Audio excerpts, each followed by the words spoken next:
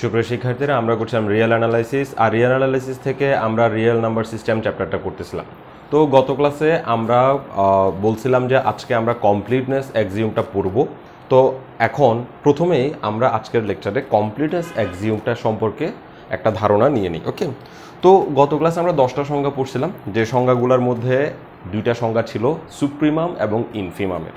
তো completeness axiom মূলত supremum এবং ইনফিমাম এই দুইটা জিনিসের উপর ডিপেন্ডেন্ট। ওকে, তো কমপ্লিটনেস অ্যাক্সিওমের মূলত 2টা প্রিন্সিপাল আছে। একটা প্রিন্সিপাল হচ্ছে supremum principle, supremum principle principal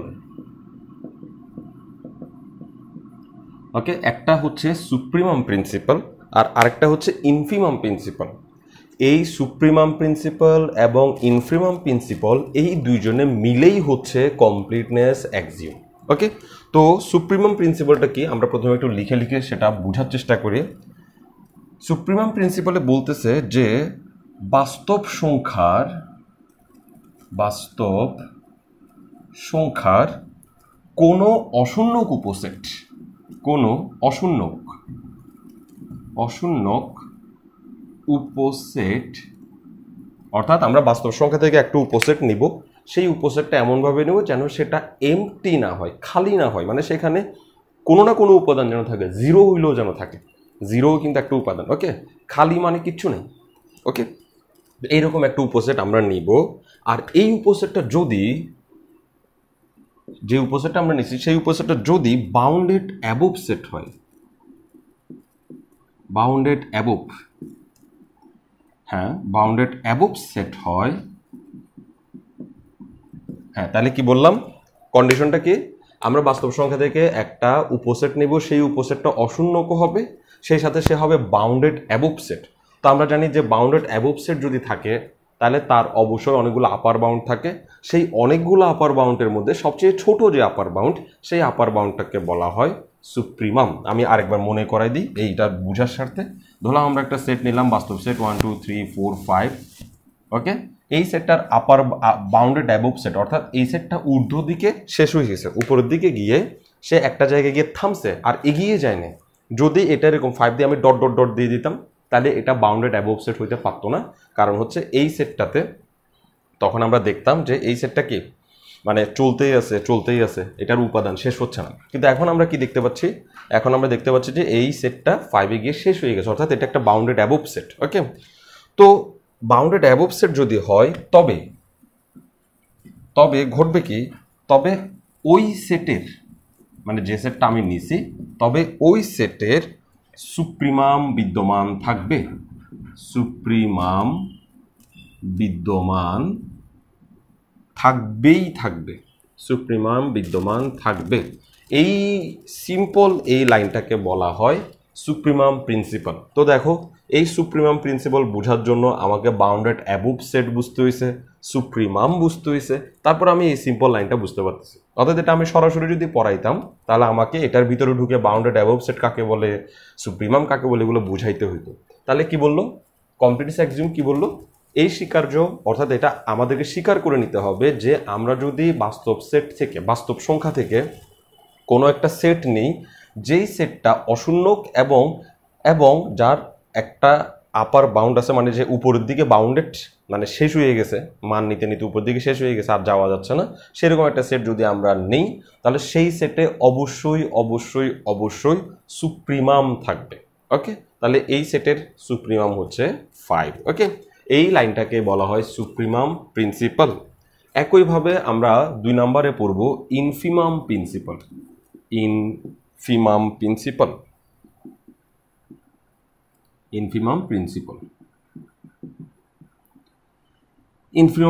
তো ইনফিমাম প্রিন্সিপালে বলতেছে কি, ইনফিমাম প্রিন্সিপালটা হবে যে বাউন্ডেড বিলো সেট। তাহলে আমি আবার আগের মতো করে লিখে বলে দিচ্ছি, যদি আমরা বলবো যে বাস্তব সংখ্যার কোনো অশূন্যক উপসেট,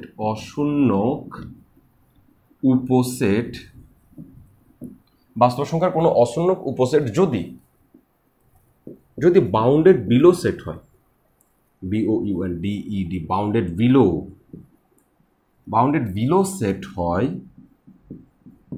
তবে ওই সেটের অবশ্যই ইনফিমাম বিদ্যমান থাকবে। বাউন্ডেড বিলো মানে নিচের দিকে সে বাউন্ডেড, অর্থাৎ এই সেটটা ধরো 1 2 3 4 5, এই সেটটা এ দেখো নিচের দিকে 5 4 3 2 1 একে গিয়ে এটা থেমে গেছে, অর্থাৎ এটার একের পরে আর সে মান নেয় নাই, সেজন্য এটাকে আমরা বলতে পারবো যেটা বাউন্ডেড বিলো সেট।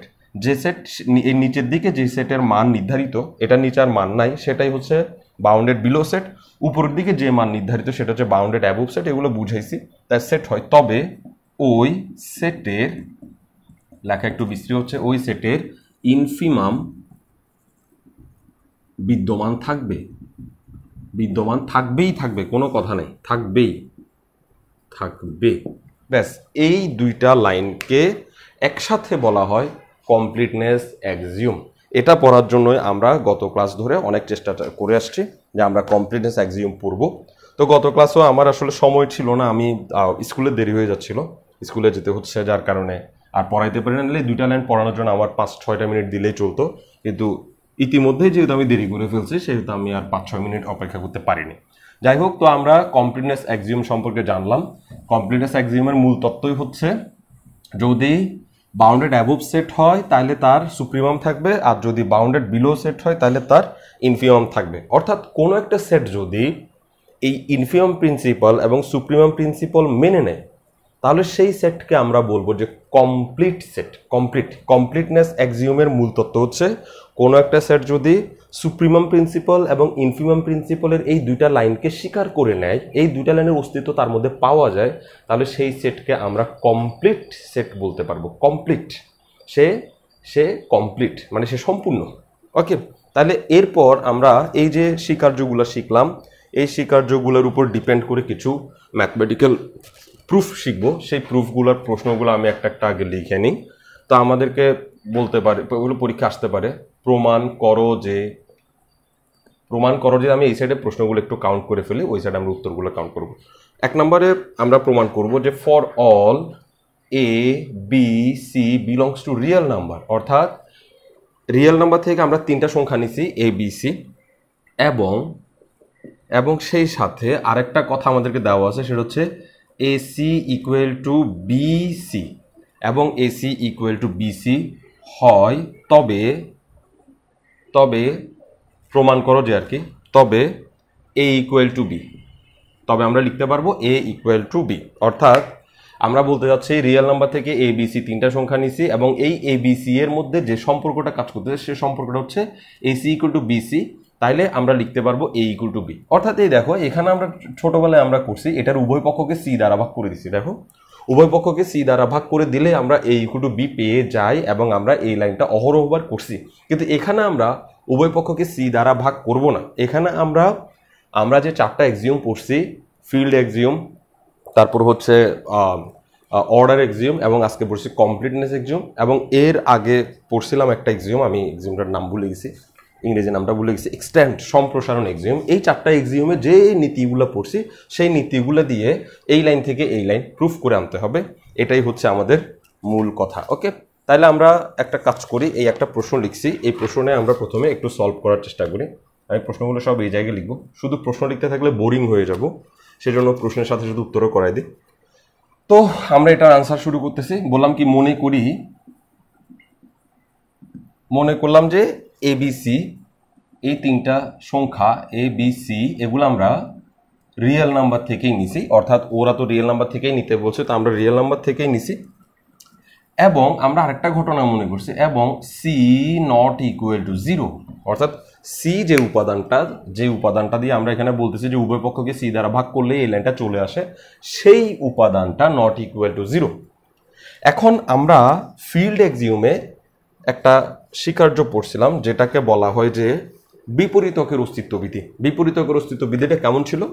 যদি কোনো একটা সংখ্যা A রিয়েল নাম্বারের ভিতর থেকে নেওয়া হয় তাহলে ওই রিয়েল নাম্বারের ভিতরে রিয়েল নাম্বারের ভিতরে A ইনভার্স 1ও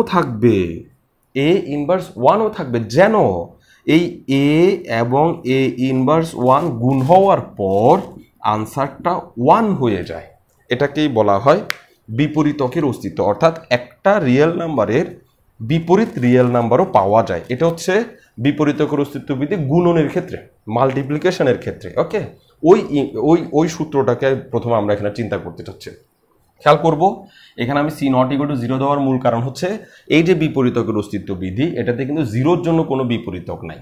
খেয়াল করো, এই রিয়েল নাম্বার যদি জিরো হয়, zero inverse one is undefined, zero inverse one এটা অসংজ্ঞায়িত, এটাকে আমরা কখনোই পাবো না। ওকে, সেজন্য আমরা বলতেছি যে ভাই আমরা সিটা যেটা নিছি সেই সিটা জিরো যদি হয়ে যায় তাহলে আমরা তার কোনো বিপরীতক পাবো না, এবং উভয় পক্ষকে জিরো দিয়ে ভাগ করা যায় না। যারা আমার কোর্স ফার্স্ট ইয়ার থেকে করতেছো, এই পর্যন্ত করছো, তারা কোর্স সবগুলো যদি করে থাকো তাহলে সেখানের মাঝখানে এই কথাগুলো অবশ্যই পাইছো যে উভয় পক্ষকে জিরো দিয়ে ভাগ করা যায় না। কখনোই আমরা উভয় পক্ষকে জিরো দিয়ে ভাগ করতে পারবো না, কখনো আমরা উভয় পক্ষকে চলক দিয়ে ভাগ করতে পারবো না। এই ধরনের কথাগুলো আমরা বহুবার বলছি। ওকে, তাহলে কি বলতেছি, মনে করলাম কি এই বিসি হচ্ছে রিয়েল নাম্বার এবং সি হচ্ছে কি নট ইকুয়াল টু জিরো। তো যদি এরকম হয় তাহলে এই যে এক্সিউমটা, এই এক্সিউমের সাহায্যে আমরা এখানে লিখতে পারবো, তাহলে দেয়ার এক্সিস্ট উল্টা ই দিয়ে দেয়ার এক্সিস্ট বুঝাই, there exist c inverse one belongs to real number. তাহলে সি যদি জিরো না হয় তাহলে অবশ্যই সি এর একটা বিপরীত রিয়েল নাম্বারের ভিতরে থাকবে, যেন ওই বিপরীতকের অস্তিত্ব বিধিটাই অ্যাপ্লাই হবে, যেন সি এর সাথে সি ইনভার্স গুণ করলে অথবা সি ইনভার্সকে আগে রেখে তারপর সি গুণ করলে আলটিমেটলি আনসারটা ওয়ানই পাওয়া যায়। এই বিপরীতকের অস্তিত্ব বিধিটা আমরা এখানে অ্যাপ্লাই করলাম। ওকে, তো সি যেহেতু রিয়েল নাম্বারের ভিতরে আছে এবং সি যেহেতু জিরো নয়, সেহেতু সি এর অবশ্যই একটা বিপরীত থাকবে, একটা ইনভার্স থাকবে। ওকে, এবার আমরা অঙ্কে একটা জিনিস দেওয়া ছিল সেটা দিয়ে শুরু করব। তাহলে আমরা বলবো দেওয়া আছে,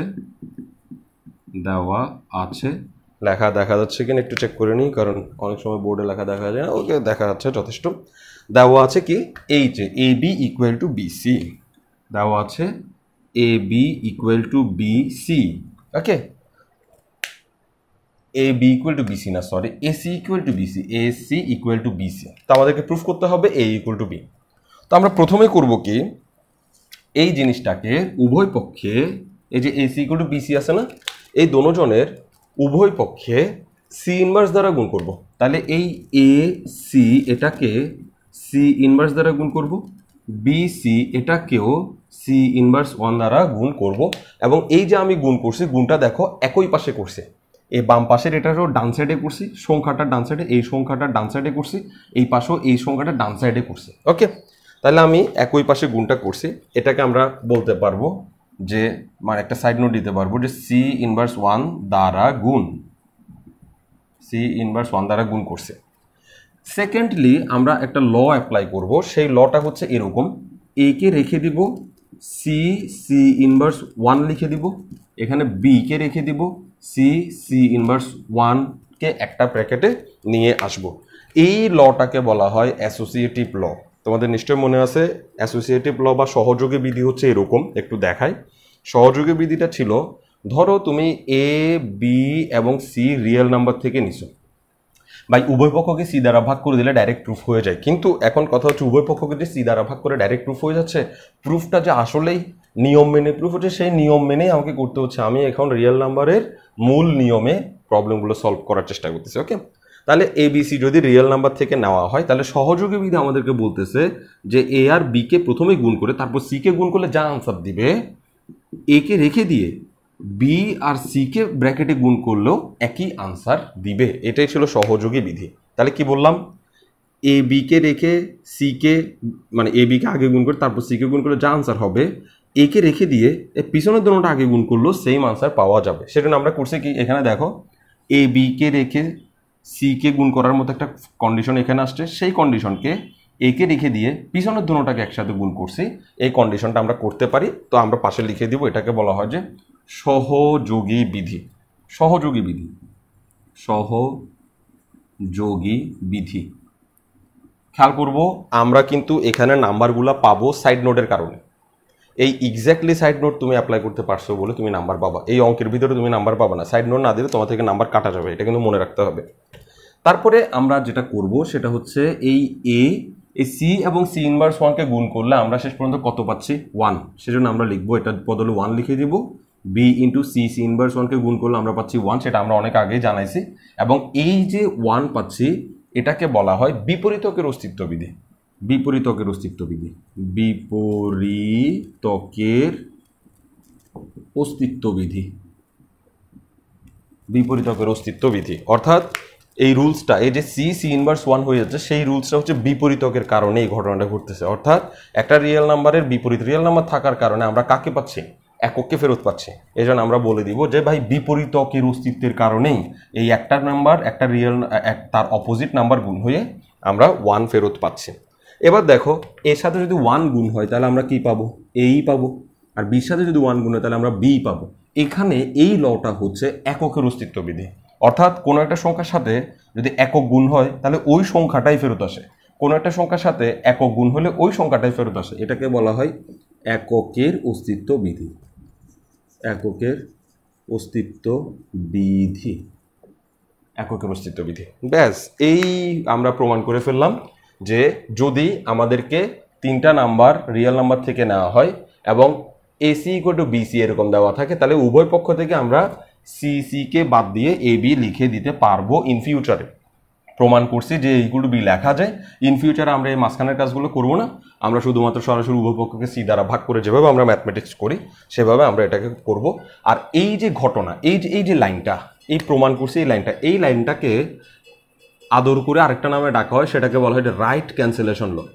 right cancellation law, cancellation law, right cancellation law for multiplication. অর্থাৎ গুণের ক্ষেত্রে ডান পাশের রাশিটাকে বাদ দেওয়া, রাইট ক্যান্সেলেশন ল। দেখো সি সি বাদ চলে গেছে, ডান পাশে যে সি আছে সেই সিটা বাদ চলে গেছে, এই জন্য এটাকে বলা হয় রাইট ক্যান্সেলেশন ল। আর এটা গুণের ক্ষেত্রে বাদ গেছে, সেজন্য এটাকে বলা হয় right cancellation law for multiplication. একইভাবে তুমি চাইলে এই প্রমাণটাকে এইভাবেও করতে পারো। এই যে আমি এসি ইকুয়াল টু বিসি লিখছি না, এসি ইকুয়াল টু বিসি না দিয়ে তোমাকে দেওয়া আছে C A equal to CB, C A equal to CB, এবং এখন তোমাকে আবার প্রমাণ করতে হবে এ ইকুয়াল টু বি। তাহলে এখন কি C A equal to CB, এটা যদি তুমি এ ইকুয়াল টু বি প্রমাণ করো তাহলে এই জায়গায় এসে তুমি এখানে ডান পাশে সি ইনভার্স গুণ করছো না, সেই সি ইনভার্সে তোমাকে এই পাশে গুণ করতে হবে। কেন? কারণ এখানে যাকে তুমি তাড়াইতে চাচ্ছ সি, সেই সিটা বাম পাশে আছে, এখানেও সিটা বাম পাশে আছে। তো আমি যদি সিটাকে ডান পাশে গুণ করছি এখানে এই জন্য, কারণ এখানে সিটা ডান পাশে ছিল, সেজন্য সি ইনভার্সও ডান পাশে গুণ করছে। আর এখানে সিটা যেহেতু বাম পাশে আছে, তো তুমি সি ইনভার্সও বাম পাশেই গুণ করবা। আর বাম পাশে গুণ করার পর পুরো প্রসেস এরকম হয়ে যাবে, এবং অঙ্কটা তুমি চাইলে নিজেই পারবা। এই সি সি ইনভার্স 1 এই পাশে থেকে যাবে, মানে বাম পাশে আসবে, 1 এই পাশে চলে আসবে, অর্থাৎ একটু সামান্য মডিফাই হবে। আর সমস্ত রুলস, সমস্ত নিয়মকানুন, এই সাইড নোট সবগুলো একই থাকবে। শুধুমাত্র তোমার কাজ হচ্ছে এটা তুমি নিজে সলভ করবা। এটা হচ্ছে আমাদের জন্য 2 নাম্বার কোয়েশ্চেন। ওকে, তাহলে 1 নাম্বার কোয়েশ্চেন আমি করে দিছি, 2 নাম্বার কোয়েশ্চেন তুমি নিজে করবা। 2 নাম্বার কোয়েশ্চেনের শুরু এভাবেই হবে, এখানে শুধু এটা ঘুরে বসবে, সিটের দিকে বসবে, ফলে সি এর দিকে গুণ হবে। এবং এটাকে বলা হয় লেফট ক্যান্সেলেশন ল। অর্থাৎ এই বাম পাশ থেকে উভয় পক্ষকে যে সি দ্বারা ভাগ করতেছি, এই সিটা কোন পাশে আছে? বাম পাশে আছে, আর সেই বাম পাশে সি কে বাদ দিচ্ছে, সেজন্য এই লটার নাম হচ্ছে left cancellation law for multiplication. Left cancellation law for multiplication. আমি যেটা করে দিয়েছি সেটা হচ্ছে right cancellation law for multiplication, আর এখন যেটা আছে সেটা হচ্ছে left cancellation law for multiplication. Okay, তাহলে এবার আমরা নেক্সট আরেকটা প্রশ্ন করি। ওকে, এই প্রশ্নে বলছি কি, দেখো 3 নাম্বার প্রশ্ন, 2 নাম্বার প্রশ্ন বাড়ির কাজ দিয়েছি। 3 নাম্বার প্রশ্ন হচ্ছে for all A B C belongs to real number, এবং for all A B C belongs to real number, এবং আরেকটা জিনিস আমাদেরকে দেওয়া আছে সেটা হচ্ছে A plus C equal to B plus C, এবং A plus C equal to B plus C হয়, তবে আমরা বলতে পারবো এ ইকুয়াল টু বি, তবে আমরা বলে দিতে পারবো এ ইকুয়াল টু বি। এইটাও আমরা আমাদের বাস্তব জীবন অনেক প্রয়োগ করছি। দেখো এই উভয় পক্ষে এই যে সি আছে, এদিকে সি আছে, সিটাকে যদি আমি পক্ষান্তর করে দিই তাহলে এটা মাইনাস সি হয়ে যায় এবং সি সি কাটা যায়, ফলে ইকুয়াল টু বি হয়ে যায়। কিন্তু এই যে সিকে আমি পক্ষান্তর করতেছি, আমরা এই পক্ষান্তর করার এই কাজটা ফিল্ড স্বীকার্য কিংবা অর্ডার স্বীকার্য কিংবা আজকে যেটা বই কমপ্লিটনেস স্বীকার্য, এই 3টা স্বীকার্যের কোনোখানেই আমরা পক্ষান্তরের কথা আলোচনা করিনি। অর্থাৎ পক্ষান্তর একটা ম্যাথমেটিক্যাল প্রসেস, কিন্তু মানে পক্ষান্তরটা আসলে কোর প্রসেস না, মূল প্রসেস না। আর মূল প্রসেস হচ্ছে স্বীকার্য দিয়ে প্রমাণ করা। তো এখন আমাদেরকে শেষ পর্যন্ত আমরা সারা জীবন এটাকে পক্ষান্তর করে যদিও বিয়োগ করে দিছি, কাটাই দিছি, পক্ষান্তর করলে এগুলো পেয়ে গেছি, কিন্তু আজকে আমাদেরকে যেটা আলোচনা করতে হচ্ছে, আজকের আলোচনাটা হচ্ছে মূলত আমাদেরকে ওই এক্সিওম দিয়ে এই প্রমাণটা করতে হবে। আমরা যে কয়েকটা এক্সিওম জানি মাত্র 10-12টা, সেই 10-12টা এক্সিওম দিয়েই আমাদেরকে প্রুফটা করতে হবে। ওকে, তাহলে এবার আমরা এটা প্রুফ করার চেষ্টা করি। তো এটা প্রুফ করার জন্য আমাদেরকে যোগের স্বীকার্যগুলোর দিকে মনোযোগী হইতে হবে। আমরা যদি যোগের স্বীকার্যগুলো পারি তাহলে আমরা এখানে প্রুফটা শুরু করতে পারবো। ওকে, তাহলে এখন দেখি এইখানে আমরা দেখতে পাচ্ছি এই যে সি কে তাড়াইতে হবে, কিন্তু এখানে সি কে ইনভার্স দিয়ে তাড়াইলে হবে না, কারণ এখানে সি কে যদি ইনভার্স দিয়ে তাড়াই, একটু খেয়াল করো, ধরো আমি ইনভার্স দিয়ে তাড়াই, দেখাইয়াও লাভ নেই, কারণ এখানে যখন গুণ ছিল তখন ইনভার্স দিয়ে তাড়াইছি, এখন এখানে যোগ আছে, সেজন্য আমাকে এটার বিপরীতকের অস্তিত্ব নিতে হবে, যোগের বিপরীতকের অস্তিত্ব, যোগের। ওকে, তাহলে আমরা শুরু করতেছি। আমরা বললাম যে কি মনে করলাম কি ফর অল এ বি আর সি হচ্ছে আমরা কোত্থেকে নিছি, রিয়েল নাম্বার থেকে নিছি। ওকে, এবং সেই সাথে আমরা ভাবলাম যে C not equal to zero. Okay, জিরোর কোনো বিপরীতক নাই ভাই, জিরো এমন একটা জিনিস যার ইনভার্সই হইতে পারে না, সেজন্য আমরা C not equal to zero নিছি। ওকে, তাহলে আমরা কি লিখতে পারি, তাহলে আমরা যেটা লিখতে চাচ্ছি সেটা হচ্ছে এটা, আমরা একটা সূত্র পড়ছিলাম বিপরীতকের অস্তিত্ব বিধি ফর এডিশন, যোগের ক্ষেত্রে বিপরীতকের অস্তিত্ব এভাবে পড়ছি, যদি এ একটা রিয়েল নাম্বার হয় তাহলে অবশ্যই there exist minus A real number, অর্থাৎ এ যদি একটা রিয়েল নাম্বার হয়ে থাকে তাহলে মাইনাস এও রিয়েল নাম্বারের ভিতরে পাওয়া যাবে, যেন এই এ এর সাথে এই মাইনাস এটাকে যোগ করলে আনসার একক পাওয়া যায়। যোগের একক হচ্ছে 0, গুণের একক হচ্ছে 1, যোগের একক হচ্ছে 0। তাহলে কি বলছি, এ যদি একটা রিয়েল নাম্বার হয় তাহলে অবশ্যই রিয়েল নাম্বারের সেটের ভিতর অবশ্যই মাইনাস এ থাকবে, পজিটিভ এর নেগেটিভ এ থাকবে, যেন ওই দুজনকে যোগ করলে শেষ পর্যন্ত আনসারটা একক আসে, আর যোগের একক হচ্ছে কত, 0। তো এখানে আমরা সি এর জন্য সেই নিয়মটা খাটাবো, আমরা বলবো তাহলে there exist minus C belongs to real number, এই তীরচিহ্ন দিয়ে বুঝাতে পারবো, যেন বুঝাতে পারতেছি, যেন এই সি এবং মাইনাস সি যোগ হওয়ার পর, অথবা মাইনাস সি আর এই সিটা উল্টা হয়ে যোগ হওয়ার পর আনসার শেষ পর্যন্ত 0ই আসে। ওকে, তাহলে এবার আমরা শুরু করবো, দেওয়া আছে দিয়ে, কি দেওয়া আছে A plus C equal to B plus C. তাহলে ফার্স্ট আমরা যে লটা অ্যাপ্লাই করব, সি কে তাড়ানোর ল, সেজন্য আমরা করব কি, উভয় পক্ষে ওই মাইনাস সিটা যোগ করব, প্লাস মাইনাস সি, ওই বিপরীত মাইনাস সিটা যোগ করবো, আর কি যে minus C equal to B plus C থাক, তার সাথে অতিরিক্ত যোগ করবো মাইনাস সি। কি করলাম, এ প্লাস সির সাথে মাইনাস সি যোগ করলাম, বি প্লাস সির সাথে মাইনাস সি যোগ করলাম। সিম্পল কনসেপ্ট, যখন গুণ ছিল তখন গুণ করছি, যখন যোগের জন্য আসে তখন যোগ করছি, বিপরীতক যোগ করছি, গুণের সময় বিপরীতক গুণ করছি সি ইনভার্স, যোগের সময় বিপরীতক যোগ করছি মাইনাস সি। তো এটাকে এই যে উভয় পক্ষে আমরা এখানে লিখে দিব যে উভয় পক্ষে, আমি সংক্ষেপে লিখতেছি, উভয় পক্ষে মাইনাস সি যোগ করে, এবার মাইনাস সি যোগ করার ফলে ঘটনাটা কি ঘটবে, এই সি আর মাইনাস সি যোগ হয়ে যাবে 0, সি এবং মাইনাস সি যোগ হয়ে যাবে 0, ইকুয়াল টু বি, এই সি এবং মাইনাস সি যোগ হয়ে যাবে 0। এই ঘটনাটাকে বলা হয় বিপরীতকের অস্তিত্ব বিধি, বিপরীতকের অস্তিত্ব। অনেকে মনে করবে এটা এককের অস্তিত্ব, আরে না ভাই, এখানে একক দিয়ে কিচ্ছু করা হয় নাই, এই আনসার আসছে, মূল ফর্মুলা এটা, এখান থেকে আনসারটা আসছে, এটার থেকে যে আনসারটা আসছে আমার এটার দিকে খেয়াল করতে হবে, এই ঘটনাই এখানে আনসারটা প্রডিউস করছে, এই ঘটনাটা কি, বিপরীতকের অস্তিত্ব বিধি। এবার দেখি এই এ এর সাথে 0কে যোগ করলে আমরা আলটিমেটলি এই পাবো, ইকুয়াল টু বি এর সাথে 0কে যোগ করলে আমরা আলটিমেটলি বি পাবো। এটাকে বলা হয় এককের অস্তিত্ব বিধি। এককের অস্তিত্ব কি, এককের অস্তিত্ব কেন, কারণ এককের অস্তিত্ব বিধিতে কি বলছিল, যদি রিয়েল নাম্বারের ভিতর থেকে পাওয়া যায় তাহলে অবশ্যই 0 একটা উপাদান রিয়েল নাম্বারের ভিতরে থাকবে, যেন এটাকে এই 0 এর সাথে যোগ করলে আলটিমেটলি আনসারটা এই পাওয়া যাবে, অন্য কিছু পাওয়া যাবে না। এটাকে বলা হয় এককের অস্তিত্ব বিধি। অস্তিত্ব বিধি। আসলে অনেক দিন ধরে লিখতেছি না, তাই লেখার ইচ্ছা চলে গেছে, সেজন্য লেখা খুবই বাজে হয়ে গেছে। তাহলে এককের অস্তিত্ব বিধি প্রয়োগ করার সাথে সাথে আমরা আমাদের কাঙ্ক্ষিত আনসার পেয়ে গেছি, যেটা হচ্ছে A = B। তো এই যে ব্যাপারটা, এটাকে বলা হয় right cancellation law for addition. কি বলা হয়? রাইট ক্যান্সেলেশন ল, মানে ডান পাশ থেকে বাদ দিচ্ছে, ডান পাশ থেকে বাদ দিচ্ছি। Right cancellation law for addition. আমি এর আগে মনে হয় এখানে বাদ দেওয়ার কথা যখন বলছি তখন একটু ভুল বলছি, একটু শুধরাই নিও। ডান পাশ থেকে যখন বাদ দিচ্ছি তখন সেটাকে বলা হবে right cancellation law for addition. বাম পাশ থেকে যখন বাদ দেবো তখন সেটাকে বলা হবে left cancellation law for addition. তাহলে এই right cancellation law for addition এটাও একটা রুলস হয়ে গেল। এখন আমি এটাকে এইভাবে আরেকটা প্রমাণ তোমাদেরকে দিতে পারি। 4 নাম্বার তোমরা নিজেরা প্রমাণ করবা। লিখবা যে C + A = C + B হয়, তবে দেখাও যে A = B। তো এটাকে বলা হবে left cancellation law for addition. এগুলো ছিল যে মাল্টিপ্লিকেশন, এগুলো হচ্ছে এডিশন। তাহলে এখানে উভয় পক্ষে C বাদ দিব। তো এই যে -C আমরা ডান পাশে যোগ করছি না, এই অঙ্ক করার সময় -C এই পাশে যোগ করব। আগে -C, তারপরে এই C + A, তারপরে এরকম, মানে এরকম হবে লাইনটা। -C আগে যোগ হয়ে যাবে, তারপরে C, তারপরে হচ্ছে A = -C আগে যোগ হয়ে যাবে, তারপরে C, তারপরে B। লাইনটা এরকম হবে।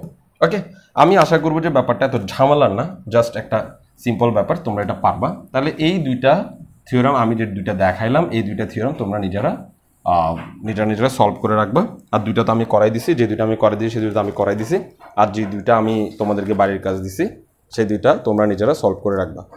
এরপরও আমরা আরও কিছু গাণিতিক সমস্যা এখান থেকে করবো, যেগুলো মূলত আমাদের জানা দরকার আর কি। আচ্ছা, এরপরে আমরা যে প্রশ্নটা পড়বো, এই প্রশ্নটা আমি বোর্ডে লিখছি। বলছে কি দেখো, সমাধান করো। প্রথম প্রশ্ন হচ্ছে x + 5 ≤ 7, আর দ্বিতীয় প্রশ্ন হচ্ছে x + 5 পরম মান ≤ 7। জাস্ট এটার সাথে একটা এক্সট্রা একটা কোড আছে, x belongs to natural number, আর এটাতে সেই কোডটা নাই। এই কোড থাকা না থাকার কারণে দুইটার আনসার দুই রকম হয়ে যাবে। ওকে, প্রথমে আমরা 1 নাম্বারটা সমাধান করার চেষ্টা করি। তাহলে 1 নম্বরে কি বলছে? x + 5 পরম মান ≤ 7। অর্থাৎ এখানে বলা হচ্ছে এই পরম মানের ভিতরে রাশিটার মান এমন হতে হবে যেন সেটা 7-এর চেয়ে ছোটও হয়, 7-এর চেয়ে সমানও হয়। অর্থাৎ পরম মান x + 5 ≤ 7। এখন খেয়াল করো, পরম মানের ভিতরে যদি কোনো রাশি থাকে, আর সেটা যদি লেস দেন কিছু একটা বলা হয়, ধরো 7ই বললাম, ধরো আমাকে বললো যে পরম মানের এই ভিতরের রাশিটা লেস দেন অর ইকুয়াল 7, অর্থাৎ 7-এর চেয়ে ছোট হবে। তাহলে এই লাইনটাকে আমরা এভাবে লিখতে পারবো, সেটা হচ্ছে -7 আর 7 এর মাঝখানেই হচ্ছে পরম মানের ভিতরের মানটা থাকবে। -7-এর চেয়ে আর 7-এর চেয়ে ছোট হবে, -7-এর চেয়ে বড় হবে, 7-এর চেয়ে ছোট হবে কে? পরম মানের ভিতরের রাশিটা। অর্থাৎ এই জিনিসটা যা মিন করে সেই মিনিংটাকে আমরা এভাবে এক্সপান্ড করতে পারি, আর এটা হচ্ছে পরম মানের ভিতরের এক্সকে নির্দেশনা দিচ্ছে। অর্থাৎ পরম মানের ভিতরের এক্সটা যদি -7 থেকে বড় আর 7 থেকে ছোট হয়, তাইলেই এই ঘটনাটা শুধুমাত্র ঘটতে পারে, অন্যথায় ঘটতে পারে না। এক্সাম্পল দিচ্ছি, আমি 7 না দিয়ে ছোট একটা এক্সাম্পল দিই যাতে আমাদের বুঝতে তাড়াতাড়ি সুবিধা হয়। এই জিনিসটা আমি আসলে ক্যালকুলাস যখন করেছিলাম তখন একবার করেছি। যারা আমার কাছে ক্যালকুলাস 1 পড়ছে তারা লেকচারগুলো ভালোভাবে দেখলে তারা জানবে যে এইরকম একটা কাজ আমি সেখানেও করেছি, কারণ সেখানেও পরম মানের ব্যাপার স্যাপার ছিল ফাংশানে। এখন তো আমার ফাংশনের ক্লাসগুলো প্রায় উন্মুক্ত, সবাই দেখতে পাই, তো সেখানে এই লেকচারটা দেখার কথা। আর যদি তুমি দেখতে না পাও তো সেখান থেকে তুমি শিখে নিতে পারবা। আমি এখানে জাস্ট ছোট্ট করে একটা আলোচনা করে দিচ্ছি। ধরো এই এক্সের মান, পরম মানের মান আমরা বললাম যে 2-এর চেয়ে ছোট, এক্সের পরম মানের মান 2-এর চেয়ে কি ছোট। তো এখন আমি জিজ্ঞেস করলাম, এখন নিজেকে জিজ্ঞেস করো, এক্সের মান কেমন হইলে পরম মানটা 2-এর চেয়ে ছোট হবে? পরম মানের কাজ হচ্ছে মাইনাসকে প্লাস করে দেওয়া। পরম মানের কাজ হচ্ছে কি মাইনাসকে প্লাস করে দেওয়া। তো তুমি শুধু এক্স নিয়ে চিন্তা করো, এক্সের মান কেমন হলে এই আনসারটা সঠিক হবে। তো আমি বললাম যে এক্সের মান প্রথমে 0 নিই, আমি মাঝখানে করে নিই, এক্সের মান প্রথমে 0 নিই। যদি এক্সের মান 0 নিই তাহলে পরম মান x = কত আসবে? পরম মান x = আসবে 0 এর পরম মান, আর 0 এর পরম মান = 0, এবং 0 is definitely less than 2। 0 is definitely less than 2। তার মানে x এর মান যদি 0 নিই তাহলে পরম মান এক্স এর মান 2 এর চেয়ে ছোট হচ্ছে, 2 এর চেয়ে ছোট হচ্ছে। এক্স এর মান যদি আমি 1 নিই তাহলে পরম মান এক্স এর মান কেমন হচ্ছে? পরম মান এক্স এর মান হবে 1 এর পরম মান, এবং 1 এর পরম মান মানে 1, এবং এটাও লেস দেন 2 হচ্ছে। আমি লেস দেন ইকুয়াল চিহ্নটা ব্যবহার করতে চাচ্ছি। লেস দেন ইকুয়াল 2 হচ্ছে, হয় লেস দেন নাহলে ইকুয়াল, যে কোনো একটা কন্ডিশন তো মানতেছে, হয় লেস দেন মানতেছে নাহলে 1 ইকুয়াল তো মানতেছে, তাই না? তাহলে দেখা যাচ্ছে কি এক্স এর মান যদি 1 হয় তাহলে পরম মান এক্স 2 এর চেয়ে ছোট হচ্ছে, মানে কন্ডিশন মানতেছে। এক্স এর মান 1 এর জন্যও পরম মান এক্স 2 এর চেয়ে ছোট, এই কন্ডিশনটা মানছে। এক্স এর মান যদি আমি 2 নিই তাহলে পরম মান এক্স এর মান হবে 2 পরম মান, এবং এটার আনসার হবে 2, অর্থাৎ পরম মান এক্স এর আনসার আসছে কত? 2। এই 2 এটাও কিন্তু কন্ডিশন মানছে, এটাও কিন্তু কন্ডিশন মানছে। এখন এক্স এর মান যদি 3 নিই তাহলে পরম মান এক্স এর মান হবে 3 পরম মান, এবং 3 পরম মানের আনসার আসবে 3, যা কিনা এই কন্ডিশনটাকে মানতে পারে নাই। অর্থাৎ এক্স এর মান 3 এর জন্য পরম মান এক্স 2 এর চেয়ে ছোট, এটা সত্য নয়। অর্থাৎ এই তিনজন কন্ডিশন মানছে, কিন্তু এই 3 আর কন্ডিশন মানে নাই, এবং এরপর থেকে আর কেউ কন্ডিশন মানবে না। 4, 5, 6 যায়নি না কেন, কেউ কন্ডিশন মানবে না। এখন ঘটনা হচ্ছে এক্স ইকুয়াল টু যদি -1 নিই তাহলে পরম মান এক্স ইকুয়াল টু কত আসে দেখি, কন্ডিশন মানে কিনা। পরম মান এক্স ইকুয়াল টু হবে -1 এর পরম মান, আর -1 এর পরম মান মানে হচ্ছে +1, এবং +1 অবশ্যই 2 এর চেয়ে ছোট, কন্ডিশন মানছে। এই দেখো পরম মান এক্স এর মান 2 এর চেয়ে ছোট। এক্স এর মান যদি -2 নিই তাহলে পরম মান এক্স এর মান হবে যে -2 এর পরম মান ইকুয়াল টু পরম মান এক্স এর আনসার হবে যে -2 এর পরম মান ইকুয়াল টু +2 হয়ে যাবে, এবং এই +2ও দেখা যাচ্ছে কন্ডিশন মানছে।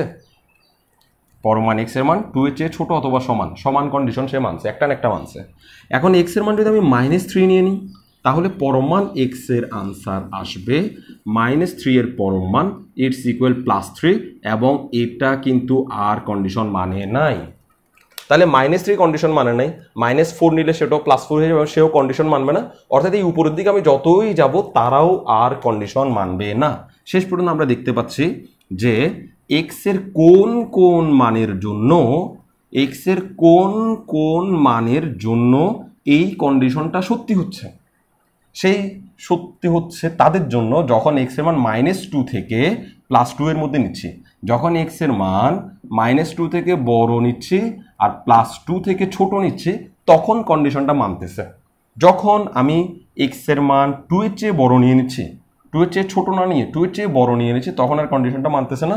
যখন -2 এর চেয়ে ছোট নিয়ে নিচ্ছি, -2 এর চেয়ে বড় না নিয়ে -2 এর চেয়ে আরও ছোট নিয়ে নিচ্ছি, তখন আর কন্ডিশনটা মানতেছে না। সেজন্য আমরা বলতেছি যে পরম মান দিয়ে কোনো কিছু যদি লেস দেন দেওয়া থাকে তাহলে আমরা তার জন্য এই রকম একটা কন্ডিশন অ্যাপ্লাই করতে পারি। অর্থাৎ লেস দেন দিয়ে যে মানটা দিছে সেই মানটার মাইনাস মান থেকে প্লাস মানের ভিতরেই সে শুধু সত্য হবে, বাকিদের ক্ষেত্রে সত্য হবে না। এই জিনিসটার ডিটেলস আমি একটা লেকচারে বলছিলাম, ক্যালকুলাস 1-এর একটা লেকচারে ফাংশানে। তো সে যেহেতু লেকচারগুলা ফ্রি করে দেওয়া আছে সেহেতু তুমি ফাংশনের লেকচারগুলো দেখলে এই টপিক্সে আরও ডিটেলস আলোচনা পাবা। ওকে, তাহলে এখন আমরা এটাকে এভাবে লিখতে পারি এই কন্ডিশন থেকে, যেখানে 7 আছে তাহলে এই পরমাণের ভিতরের মানটা 7 থেকে বড় হবে, মানে x+5টা 7 থেকে বড় হবে, -7 থেকে বড় হবে, কিন্তু +7 থেকে সে হবে ছোট। এবার যেহেতু এটা অসমতার অঙ্কে পক্ষান্তর করা যায় না, অসমতার অঙ্কে মনে রাখবা পক্ষান্তর করা একেবারে নাজায়েজ। সেজন্য আমাদেরকে করতে হবে কি, এখানে এক্স এর মান যেহেতু বের করতে হবে, আমরা এক্স এর সাথে যে 5 আছে তার বিপরীত যোগ করে দিব। তাহলে -7 এর সাথে এখানে +5 আছে, আমরা দিয়ে দিব +-5, আর এখানে x+5 এর সাথে আমরা অ্যাড করে দেব -5। এই 5 একটা বাস্তব সংখ্যা, সুতরাং 5 এর একটা কি থাকবে, বিপরীতক থাকবে, যোগের বিপরীতক থাকবে 7 + -5। আমাকে এভাবে লিখতেই হচ্ছে, এটা এইভাবে লিখতে আমরা বাধ্য, কিছু করার নেই। তাহলে 7 আর এটার মধ্যে হিসাব করলে আমরা পাবো যে -12 লেস দ্যান অর ইকুয়াল, এখানে পাবো x, আর এখানে পাবো আমরা 7 থেকে 5 চলে গেলে আমরা পাবো 2। তাহলে একটা পাচ্ছি 7, 5, 12, আর একটা পাচ্ছি 7 থেকে 5 গেলে 2। অর্থাৎ এই কন্ডিশনটার জন্য x এর মান হচ্ছে -12 থেকে 2। এই কন্ডিশনটার জন্য শুধু x এর মান এই কন্ডিশনটার জন্য x প্লাস 5 এর মান -7 থেকে 7 সেটা ঠিক আছে, কিন্তু শুধু x এর মান হবে -12 থেকে কত 2। তাহলে এখন আমরা সমাধান সেট লিখব। সুতরাং নির্ণেয় সমাধান সেট, নির্ণেয় সমাধান সেট ধরলাম, সেটের নাম দিলাম s, s ইকুয়াল টু আমরা এভাবে লিখব, আমরা এর কমন উপাদানগুলোকে x লিখব, x দিয়ে বলবো সে সকল রিয়েল নাম্বার, অর্থাৎ এই সেটের উপাদানগুলোর কমন নাম হচ্ছে x, আর x কোত্থেকে পাবো, x পাবো রিয়েল নাম্বার থেকে। আমরা রিয়েল নাম্বারের বাইরে যাচ্ছি না, যেহেতু আমাদের অধ্যায়ই হচ্ছে রিয়েল নাম্বারের, তাই না। x সে সকল এই এস সেটের কমন সদস্যদের নাম হবে x, আর x এমন হবে যেন সে রিয়েল নাম্বার থেকেই আসে। আর রিয়েল নাম্বার থেকে আসলেই হবে না, এই কন্ডিশনটাকেও মেনে চলতে হবে, 12 এর চেয়ে বড় 2 এর চেয়ে ছোট, এই কন্ডিশনটাকেও মেনে চলতে হবে। তাহলে এটাই হচ্ছে সমাধান সেট। ওকে, তাহলে সমাধান করার পর সমাধান সেট লেখার নিয়ম কি, সমাধান সেটে অবশ্যই একটা উপাদান রাখতে হবে, যে উপাদানটার নাম হচ্ছে কমন উপাদান। কমন উপাদান মানে কি, কমন উপাদান মানে হচ্ছে সেই উপাদান যার মান এখান থেকে নিতে থাকবে একের পরে, একবার 12 হবে, একবার 11 হবে, একবার 10 হবে, একবার 2 হবে, একবার 1 হবে, 0 হবে, ওর মান একবার চেঞ্জ হতে থাকবে। তো আমরা কি বললাম, এই সেটের সদস্যদেরকে কমনলি এক্স নামে ডাকা হয়, সেই এক্স কোত্থেকে পাওয়া যাবে, রিয়েল নাম্বারের ভিতর থেকেই পেতে হবে। আর শুধু রিয়েল নাম্বারের ভিতর থেকে পেতে হইলেও তো আমরা সমস্ত মান নিতে পারি, তখন আমরা বললাম না, সাচ দ্যাট মানে এমন হবে যেন এই রুলসের বাইরে সে চলে না যায়। এটাই হচ্ছে সমাধান সেট। ওকে, এখন দেখো এই অঙ্কটাকে যদি আমরা সমাধান করতে চাই, এখানে কর্নারে বলে দেওয়া আছে x belongs to natural number. তো এই অঙ্কটার সমাধান এটাই আসবে, শেষ পর্যন্ত এরকমই আসবে, কিন্তু এই অঙ্কটার সমাধান সেট শেষ পর্যন্ত ওরকম আসবে না। তাহলে আমরা বলবো এই অঙ্কটার জন্য নির্ণেয় সমাধান সেট, আমরা বলবো s ইকুয়াল টু, এটা সেকেন্ড ব্র্যাকেট দিব, সমাধান সেট হবে যে -12 -11, ওকে, তারপর হচ্ছে -10 -9 -8 মাইনাস কি বলবো 7 -6 -5, কিছু মিস গেলে বলবা, নিচে লিখতেছি একটু, 6 -4 -3 -2 -1, তারপর হচ্ছে 0, তারপর হচ্ছে 1, তারপর হচ্ছে 2। এই সেটের জন্য সমাধান সেট হবে খালি এটা, অর্থাৎ -12 থেকে +12, এটা হচ্ছে সমাধান সেট। এখন এই যে সেটটা লিখলাম এটা হচ্ছে তালিকা পদ্ধতি, এইটা লেখা খুবই ক্লান্তিকর, তো তালিকা পদ্ধতি না লিখে আমরা এভাবে লিখবো, আমরা বলবো যে সমাধান সেট হবে যে এদের একটা কমন নাম দেবো, কমন নাম হচ্ছে এক্স, সেই এক্স আর রিয়েল নাম্বার থেকে নিব না, সেই এক্স নিব যে ন্যাচারাল নাম্বার থেকে। সব ন্যাচারাল নাম্বারকে নিব না, সব ন্যাচারাল নাম্বার নিব না, সেই ন্যাচারাল নাম্বারগুলো নিব যারা এই রুলসটা মেনে চলছে। এই রুলসটা কি, -12 থেকে বড় আর 2 থেকে ছোট, এটাই হচ্ছে তালিকা পদ্ধতি, সরি সেট গঠন পদ্ধতি।